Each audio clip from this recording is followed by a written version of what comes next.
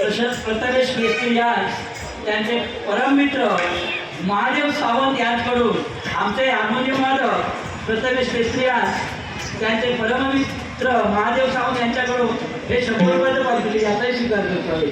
हे कासवा जरा विचार करे बाबा.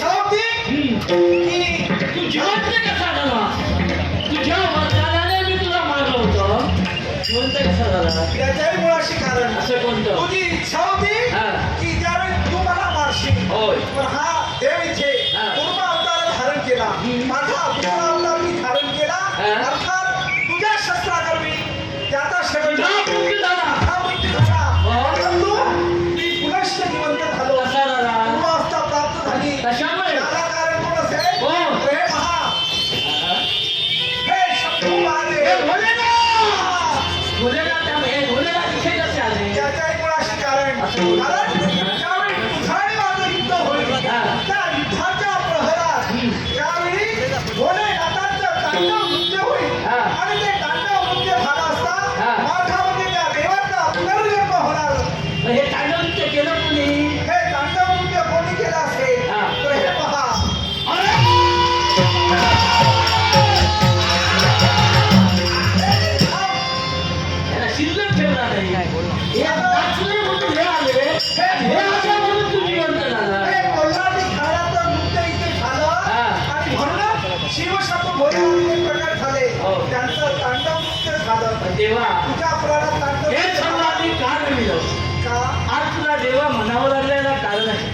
तू दिलेला शब्द पाळलास, मला शब्द दिलास, एक ना एक दिवस तू माझ्या माझा मृत्यू होणार. ती तुझी इच्छा इच्छा पूर्ण झाली. म्हणूनच दिलेल्या शब्दाला पाळणारा देव, म्हणूनच आज देवा मी तुझ्या समोर नंतर असतो. आहे. मंगल पर्यंत आशीर्वाद देवा, कारण तू केली हे सारं मी का घडविलं मला सांगा. गजासून माझा पिता, बरोबर माझ्या पिताजींचं पुस्तक गणेशाला राहिलं, राहिलं असते त्यांना असं टाकून दिलं. आणि म्हणूनच शेवटी आम्हाला हे सर्व करावं लागलं. आम्हाला मान हवा आहे, आम्हाला आमच्या मानाचा साथ द्यावा हवा आहे. हे कर्कासुरा, तू माझी भक्ती केलीस, अर्थात ती भक्ती केव्हाही वाया जाणार नाही. तुला मान हवाय, तो मान हा तुला देव तुला देणार आहे. तो कोणत्या तुला माहिती का? उद्यान पाळणार. पण देवा एक माझी इच्छा, माझा मित्र मेरू पर्वत, म्हणजे तुझा भक्त मित्र मेरू पर्वत, तो हवा आहे. तो तुला हवा आहे.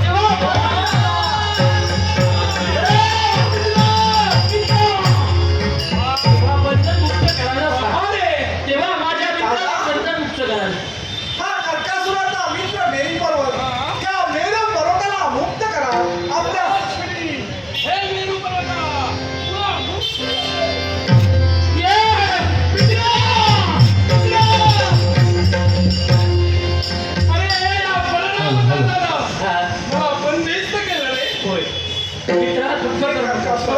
हे घडलंय ते चांगल्यासाठी. पहा, आज प्रत्यक्ष देव आमच्या समोर आहे. हा गोपाल कृष्ण तुझ्या समोर उभा आहे. राजू पवार शिवसैनिक याने आमच्या कलाकारांच्या कौतुकासाठी बहुमत पारितोषिक आहे. तमाम नाट्यरसिकांना वंदन करून की अनमोल बक्षिसाचा स्वीकार करतो. हे देवा, यांनी माझ्या कलागुणांचा गौरव करण्यासाठी बहुमताचं पारितोषिक हे कर्कासुरा, हा. तुझी इच्छा परिपूर्ण करण्यासाठी हा देव तत्पर होणार आहे. कशाने दिली देवा? या विश्वात 12 राशी घडल्या जातील. हा. हा.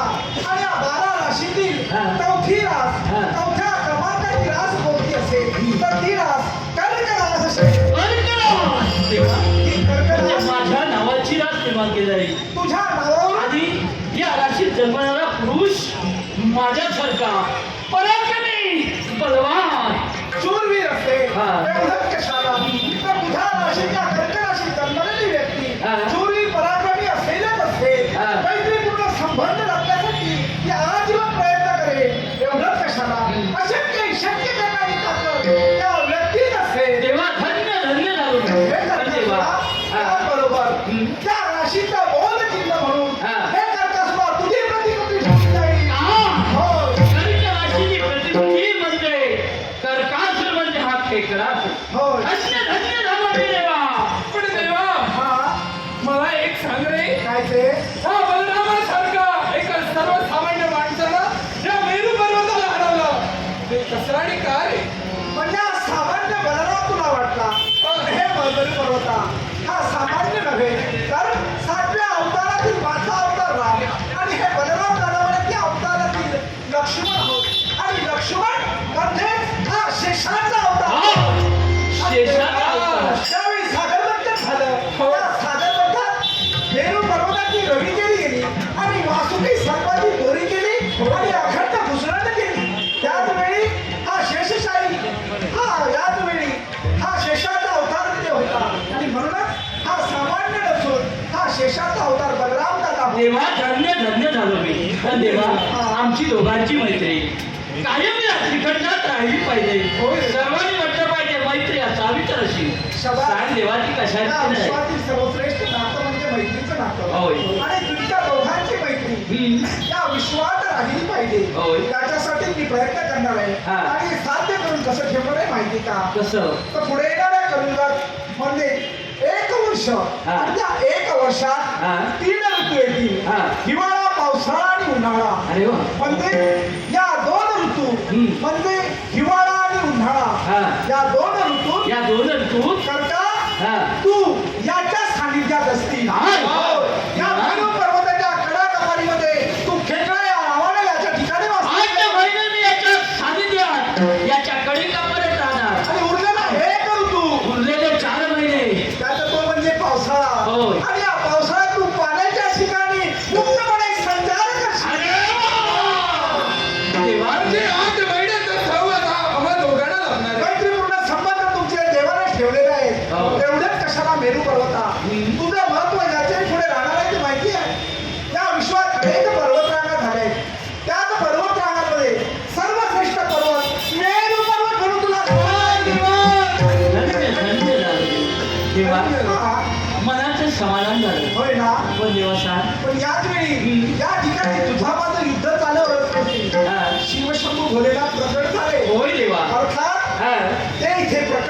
अर्थात त्यांच्या नावात तुझ्या नावाची गुंफणी करू. काय सांगताय देवा होय. म्हणजे यांच्या नावावर माझं नाव होय देवा कारण तुझी विरोध भक्ती माझ्यापर्यंत रुजू होय झाली रे. आणि म्हणून तुझ्या प्रसन्न होऊन हा. त्या शिवशंभूच्या भोलेनाथाच्या नावात हा. तुझ्या नावाची गुंफण कशा प्रकारे करणार माहितीये का? कशाने दिले त्या भोलेनाथांच्या रूपाला कर्कटेश्वर महादेव, कर्कटेश्वर महादेव, कर्कटेश्वर महादेव. माझ्या नावात लिंग स्थापन होणार तेव्हा धन्य धन्य झालो मी खरोखर. पण देवा मी माझी इच्छा आहे माझ्या लाभलेल्या भुकेचं अरे काय वा. माझ्या भुकेचं शांतवन केव्हा होणार आहे? खरा प्रश्न उठतोय तो मुखेचा. हो शेवटी याच्यासाठी सर्व याच्यासाठी सगळं चाललंय. आणि देवा एक सांगणं आहे याच्या पुढे तुम्ही सागरावर अतिक्रमण करू नका.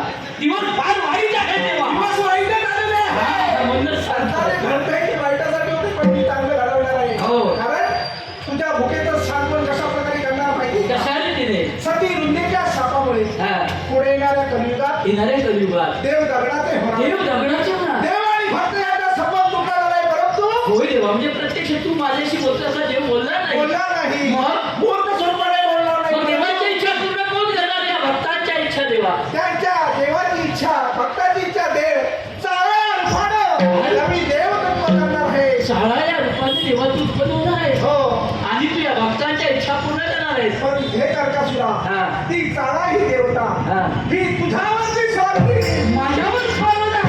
या संकटासुरावर स्वार होता. आणि बाजूला असलेल्या असेल कोपऱ्यामध्ये खेकडा हा. त्या खेकड्यावरती चाळा ही देवता आरूढ होणार आहे. हा. आणि त्या ठेवलेला तामसी हा. आहार तो तामसी आहार हो. तू भक्षण करणार आणि आहे. सांगते देवा म्हणजे बघे पुढे त्याचा आहार हे. तो तामसी आहार मी भक्षण करा देवा.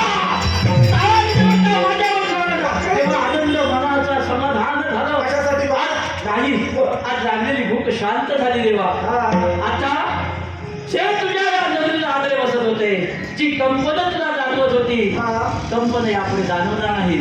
कारण या स्तंभाला आजपासून आजकालपासून तुझ्यासाठी देवा या द्वारकेच्या स्वर्ण स्तंभावर ज्या स्तंभावर तुझी द्वारका उभाई त्या स्वर्ण स्तंभाला मजलमिटी मारून आजपासून आजकालपासूनचे राहणार आहे. देवा आजपासून आजकालपासून मगापासून हे का मारतो ते का मारतो तेच चाललं रे. पण माझा चेक नाचला आणि त्या नाचता शिवशंभू बोलायला प्रसन्न झाले. माऊली हा देव पुन्हा नाही विसरणार नाही. सारे भक्त माझे जो जो मला शरण आला त्याच्या इच्छा मी पूर्ण केल्या मग आहे. गौरी अर्थात माझ्या बाजूक न टाकता कसा सगळ्यांचा महत्त्वाचा माऊली देवाच्या घरी गरीब श्रीमंत हे कोणी नाही. देवाला सर्व वेगवेगळी सारखे आहे. अर्थात ज्या तुमच्या नाच गाण्यानं हा देव इथे प्रकट झाला. शिवशंभू भोलेनाथ प्रकट झाले. अर्थात तुम्ही कोणी सर्वसामान्य नाही तर तुम्ही या तुमच्या खल्लाटी घराण्याला सुद्धा मी नाव ठेवणार आहे. असं कोणता महत्व ठेवणार ते गोष्ट माहितीये या गोपालकृष्णासाठी तुम्ही यावेळी तुमची कोल्हाटीचं नृत्य केलात. अर्थात कोल्हाटी घराणं म्हणजे सामान्य नव्हे. प्रत्यक्ष पार्वती मातेचा अंश तुमच्या या नृत्याला तुमच्या कोल्हाटी घराण्यात आली. आणि म्हणून या गोपालकृष्णासाठी तुम्ही इथे आलात. म्हणून या कोल्हाटी घराण्याला पुढे येणाऱ्या कलियुगात गोपालगणेश कोल्हाटी गोपालगणेश कोल्हाटी गोपालगणेश कोल्हाटी असा संबोधन झाला. माऊली झाली ना तुमची इच्छा पूर्ण. याच वेळी तुमच्या मनाचं समाधान झालं. दादा सरांच्या मनाचं भक्तांचं समाधान झालं. यासाठी सारे भक्तांना या शिवशंभू भोलेनाथ